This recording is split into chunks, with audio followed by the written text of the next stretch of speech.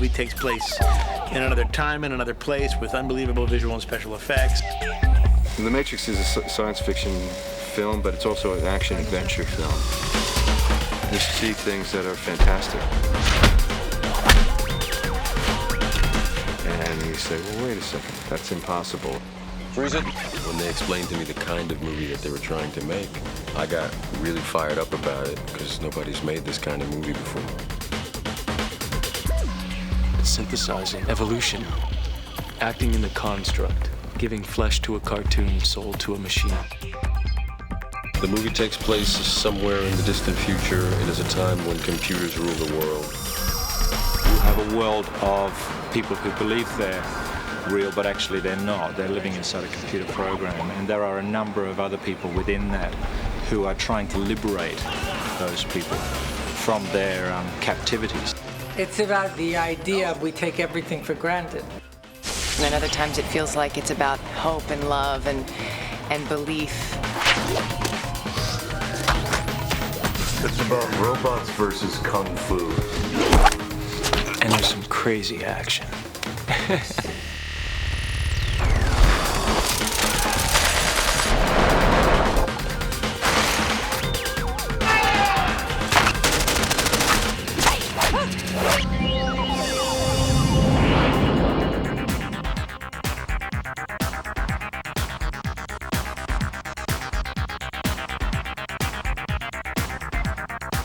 Sydney's a beautiful town. I gotta tell you, I've never seen nothing quite like it.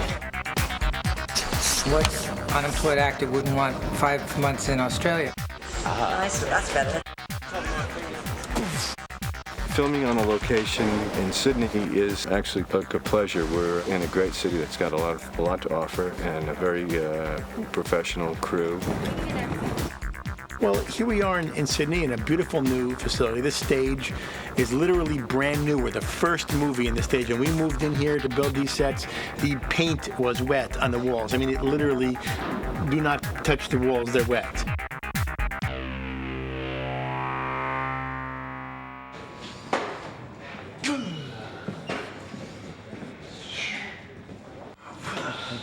Powder all backlit.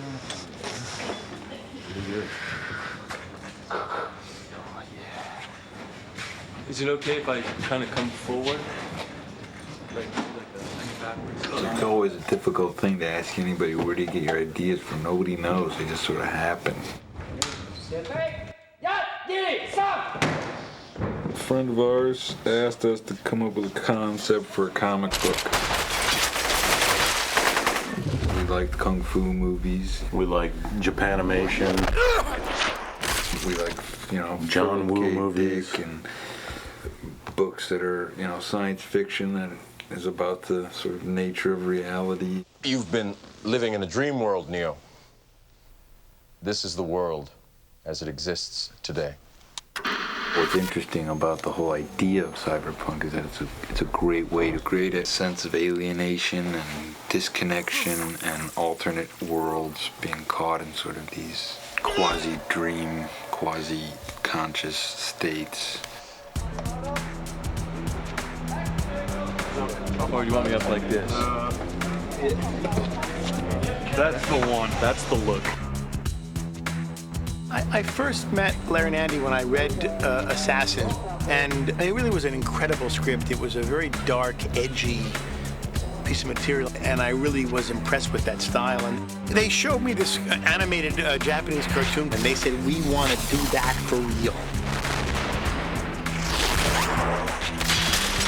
And and that was an incredible idea to me. I mean, to actually see that animation come to life, and believe me, essentially it has.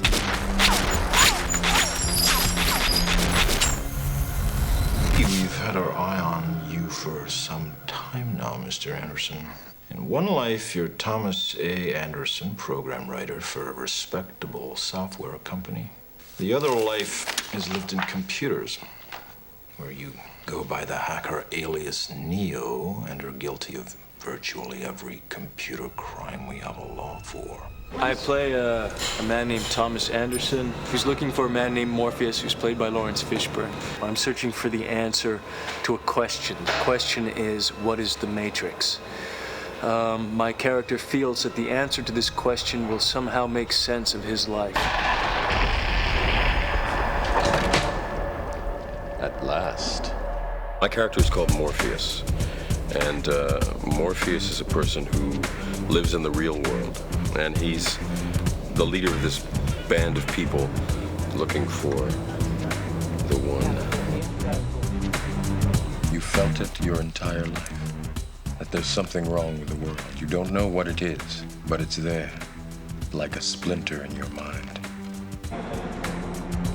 He is this, like, fevered missionary guy. He's a zealot. We think there's something dangerous about people who believe they have the truth, and they do sort of act blindly. This is your last chance. After this, there is no turning back. You take the blue pill, the story ends. You wake up in your bed and believe whatever you want to believe. You take the red pill, you stay in Wonderland, and I show you how deep the rabbit hole goes. There's a couple references to Alice in Wonderland in the movie. I think that is a brilliant book. She comes into this world and there are all this craziness, and people just give her things and say, eat this, drink this, and everything affects her and changes her, and nothing makes sense, nothing's logical. It's the way you have to do it, and we tried to do that with the beginning of the film.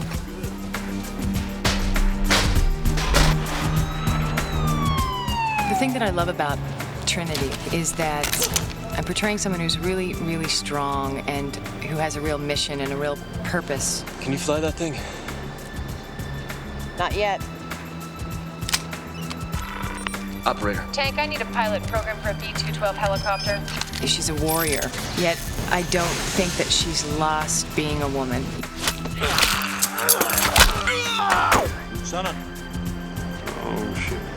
Agent Smith is the law enforcement, and he's a seemingly invincible machine who develops these wonderful human frailties. There was an accident. Goddamn car accident. Cypher was a strong disciple of Morpheus, but now I've had second thoughts. Did he tell you why he did it? Why you're here? Jesus. What a mind job. So you're here to save the world.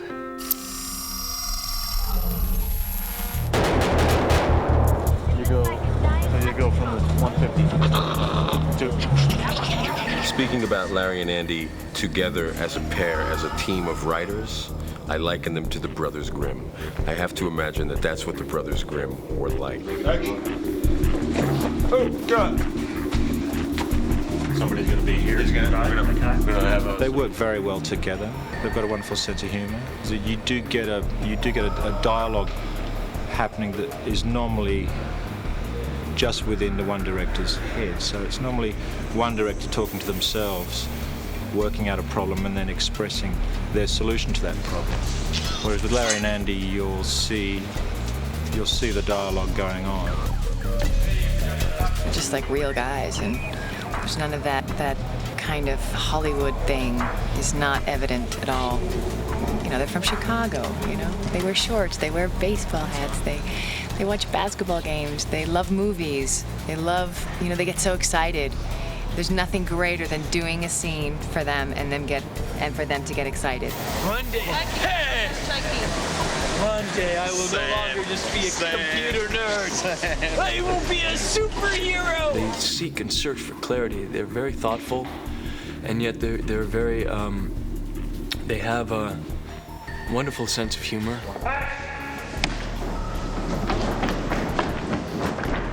It's really, unusual that directors are so sure of what they want. They write the script, they know exactly what they want, they know exactly what angle they want to see it at, what the actor should say, how he should turn, when he takes the breath in his speech. I mean, they know it exactly.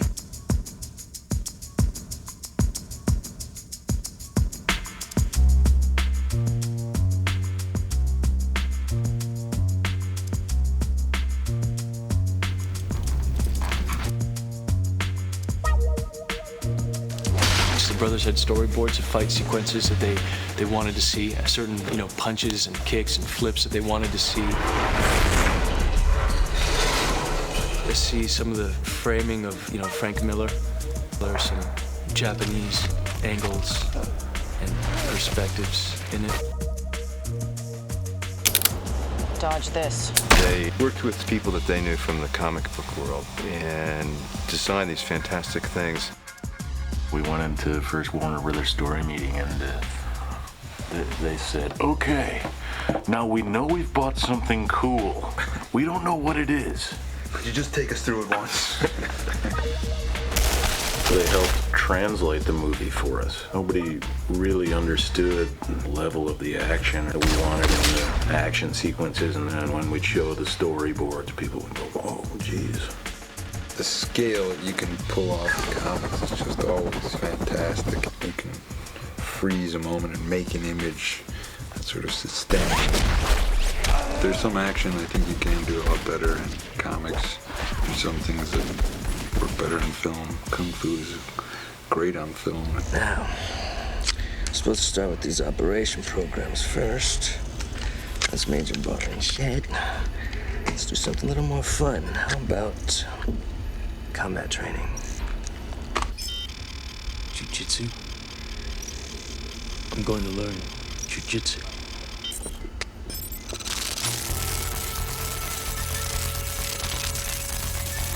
And action!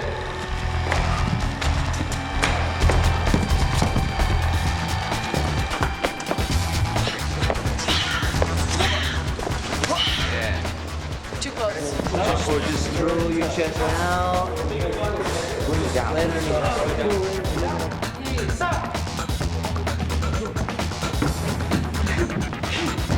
We wanted to do the action differently, and one of the things that we love about Hong Kong action is the way that they shoot fight scenes with long takes and wider angles. But they also do this wire work, which is, it's very fluid, and people, fly around and jump incredibly. It's very balletic, and everybody has like superhuman and supernatural grace. We wanted to bring that kind of wire work to our movie.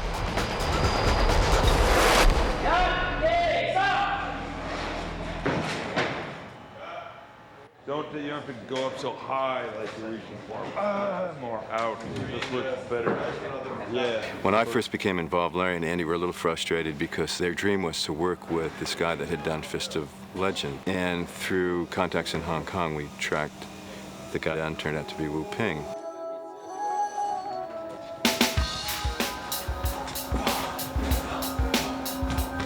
Wu Ping rocks.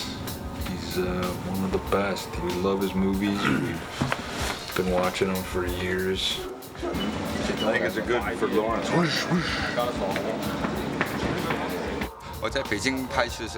He said, I really don't know how they got my number and about me. All that he knew is he was in Beijing making a movie and got a call from Hong Kong saying that the two brothers were really interested in talking to him. He said, I'm very busy, I don't have the time. And then the call came again. He read the script and he thought that script was a very brilliant script. So he decided that he should do it. One of the incredible experiences on this movie, and unlike any other movie I've done, is that our four leads spent 3 or 4 months training with Wu Ping and his Hong Kong stunt team.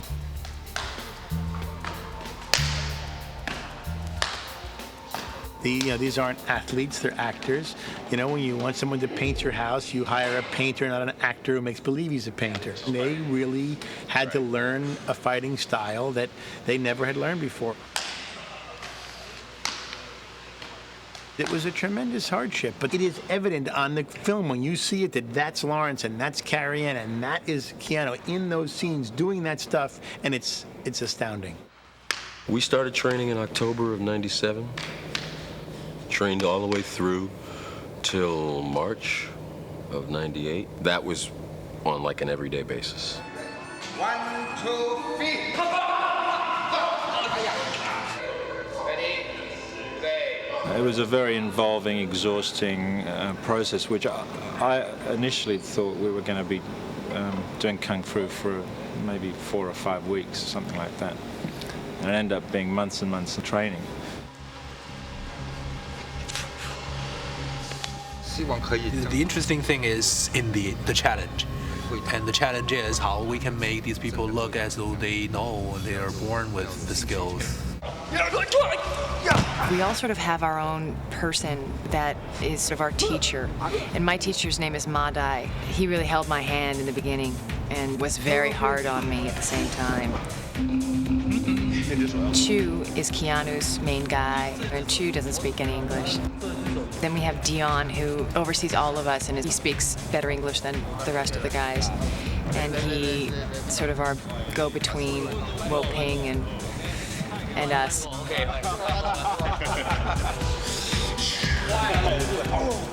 We've had various movie kung fu dojos in Los Angeles and in Australia, and at lunch we'd sit there with our legs, you know, trying to open the rusty gates and stretch and watch kung fu movies and see what was good and bad.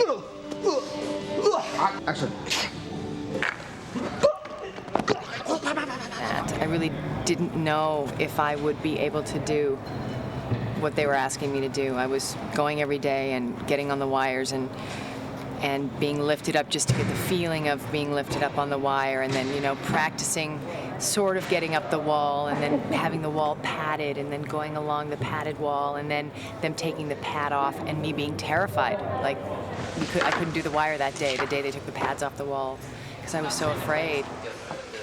He's very inventive and organic the way he works, and you know, you must have your own style, but you also have to have, you know, and good kung fu.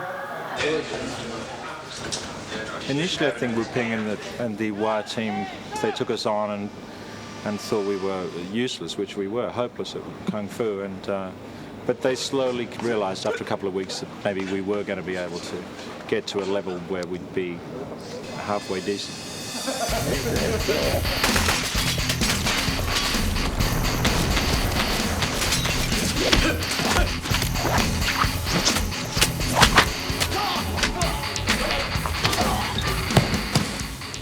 It was really intense, but it was a lot of fun.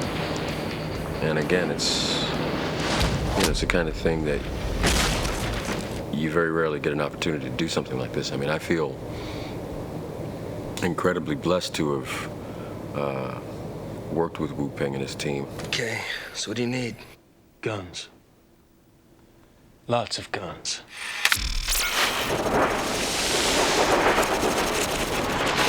Everybody pass out to everybody a rubber handgun, just so when I go over the nomenclature and what the weapons parts are, you guys understand what they are. You can physically have something.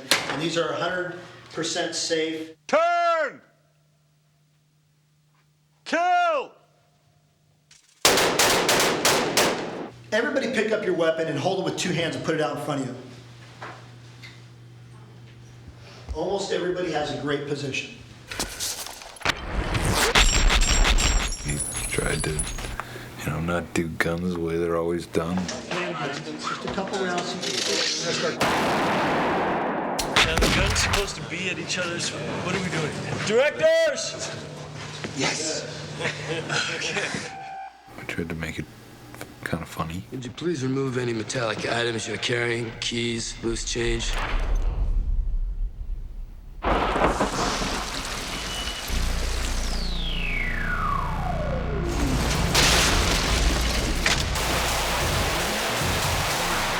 The sets on the picture all originated from the visual design of the film that Larry and Andy achieved in storyboarding the film. They were executed by and built and designed by Owen Patterson, who's our production designer. This film is sort of full of many, many details. An art department is trying to create an environment which is really just an illusion. This is my ship, the Nebuchadnezzar. This is the main deck. And we're trying to use contemporary technology in a sort of slightly retro fashion, and something that looks a little bit different to your archetype sort of spaceship. we've sort of fallen back a great deal onto, and utilised, as Larry and Andy wanted us to do, a lot of Jeff Darrow's drawings, which were the original conceptual thing. But we're trying to sort of promote that idea of a reality that isn't real. You'll look at it and go, oh, it's a real place, but there are these illusions sort of within it.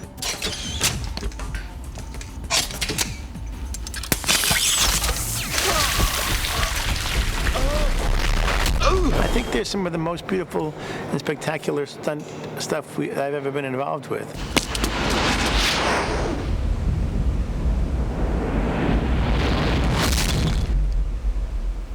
Whoa. There's style and visual effects in these action sequences that has not ever been seen before.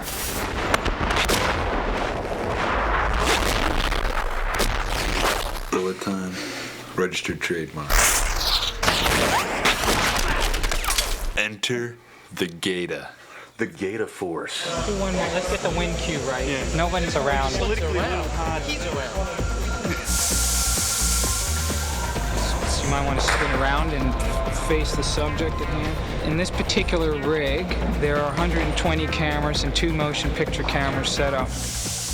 Bullet time is something that was conceived for The Matrix specifically. But I think it's a byproduct of the directors observing technology, and then they ask the right question at the right time. That's the money cam at the end, that last one where the bullet is basically going to come over your head. I could shoot the same exact stunt several times over.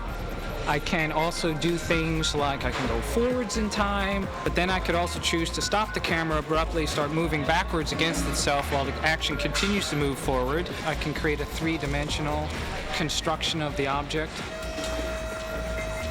Everything begins with a simulation, and all the math for how to shoot it works backwards from there.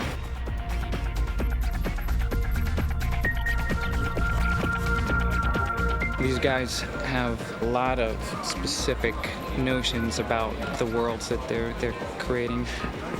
And they're pretty over the top in terms of what they want. You're allowed to do things, break the rules that you wouldn't normally do.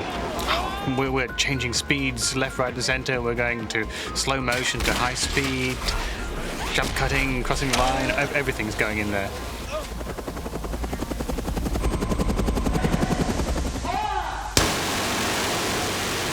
To achieve what seems like a fairly simple thing to do, to fly a helicopter down the front of a building, shoot a window out and rescue someone by jumping out the window, it seems, as we'll see it in the film, a seamless object. But in fact it's been shot in 2 different buildings, it's been shot on a big set.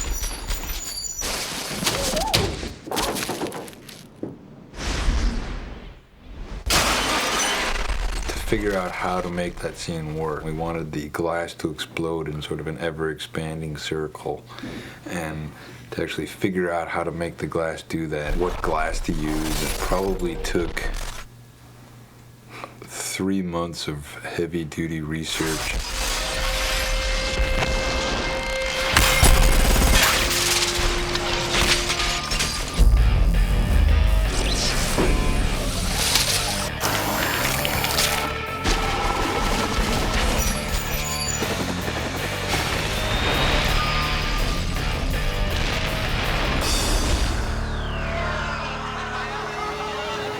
Such a rare experience for a group of actors in film, maybe in theater, but in film to have been working together. We'll almost have been working together for a year by the end of this.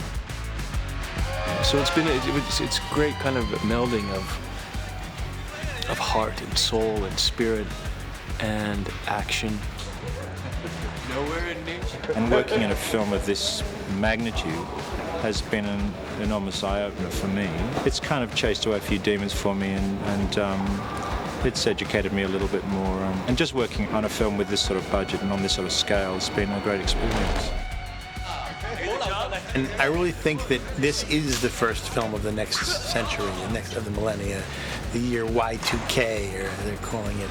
It is monumental. I think it's groundbreaking. I think it's something people have never seen before, and it's going to take people's breath away. And I think that, there are going to be a lot of films that are going to kind of be disciples of this movie, and I think Andy and Larry are going to start a new visual style that, will be very, well known and well remembered.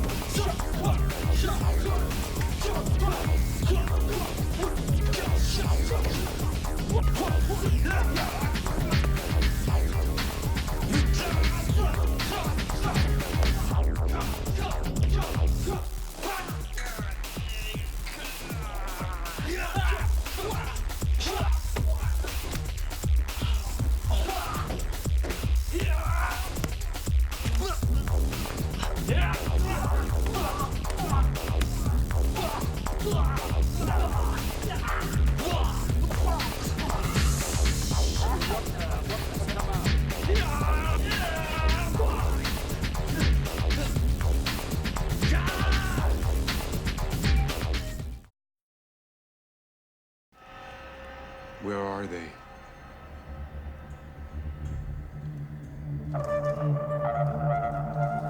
We had to build a set which was about 18 inches wide, I think, 6 foot deep and about 46 feet high. It was a really odd-shaped set. Since it was dark on the camera side, the light had to come through the top, and it had to go 4 stories and still hold its intensity without being super bright at the top and being nothing at the bottom.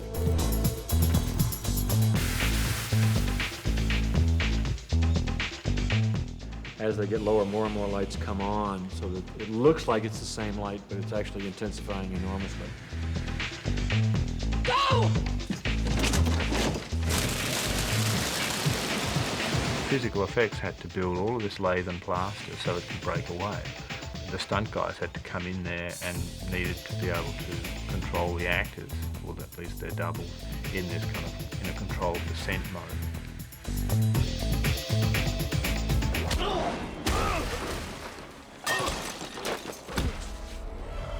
The fight in the bathroom is much scrappier than any of the other fights because it's in a confined space. We built a very basic flat-edge set, and then Wu-Ping and his team went in there and rehearsed it, and it started off at one size, and eventually it was kind of like half the size, and they just rehearsed in it and figured out what they wanted. So it was a much more brutal Western-style fight, if you like.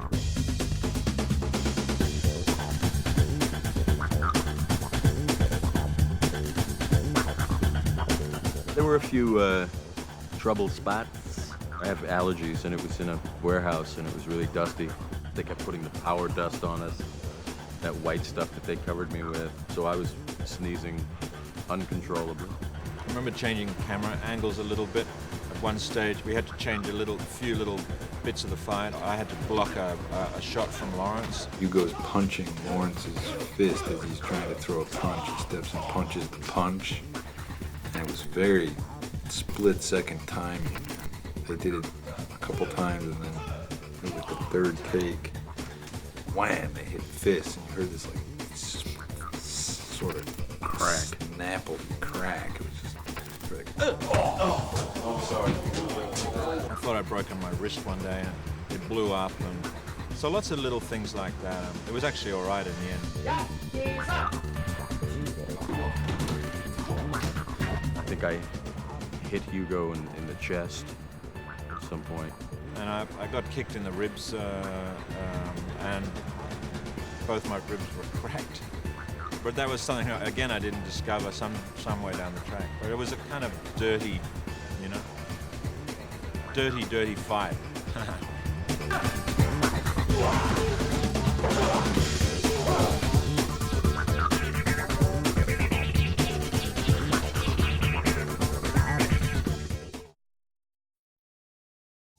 There's a character who's the woman in the red dress. We took her to set the other day for a fitting, and we're coming down the road, and all the guys on the crew are like falling over and dropping their coffee and ogling this poor girl. And there's a big roller door where they all come out at the end of the day. This guy drives out, sees her standing there, he stops the car. We can see the roller door coming down, and he's sitting in the car just looking at her. The roller door slams into the top of his car. He gets a really big fright, starts to drive forward. The roller door scrapes all the way across his windshield, all the way across the top, cracks his windscreen, and he's so embarrassed he drives off down the road. So we don't know how he's going to explain that to his wife.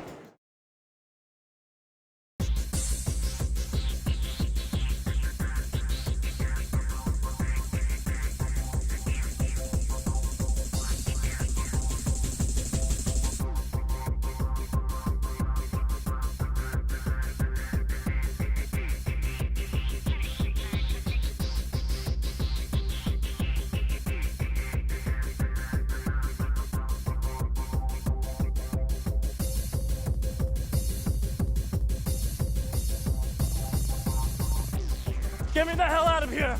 Got a patch on an old exit, Wabash and Lake. Help! Need a little help. Made him do 22 takes of that. What would be the right gesture? Is he looking, or is he just waiting to see if the agents are coming? Cut!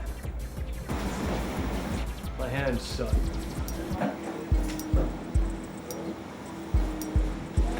Let's go again. More? Yeah. You know, he pays really, really close attention to his physical movements. He's painstakingly serious about getting those things exactly as he wants them. Less of the hand when it comes up and just goes straight out. Pinky's all out. That's good. Stop picking on the pinky.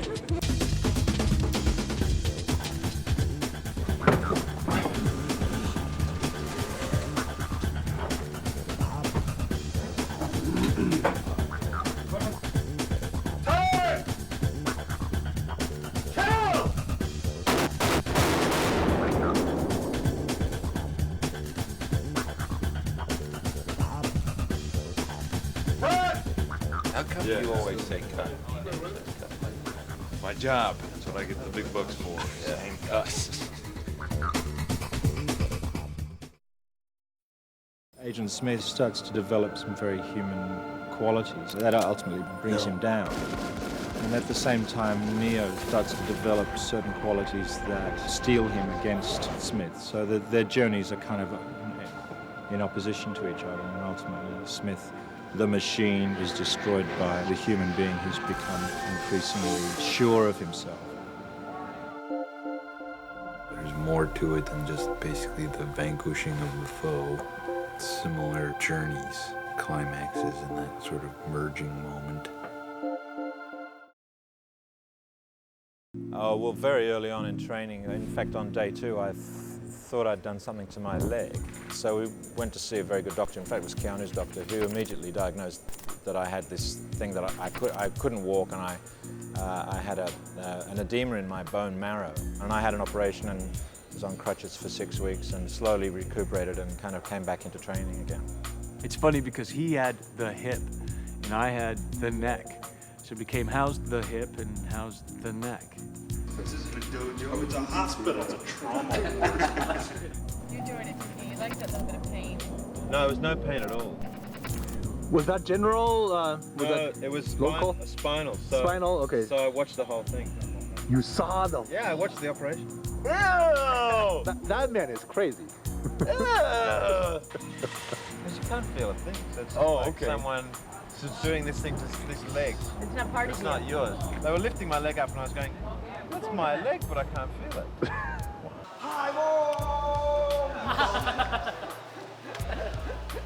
And there was a whole thing about what were we going to do? Was I going to be out of the film? Was I going to stay in the film? Were we going to put all the fights back to the end of the shoot?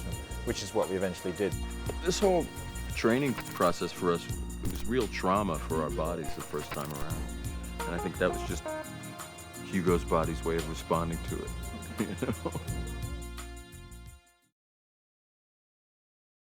know? Hey, what's happening?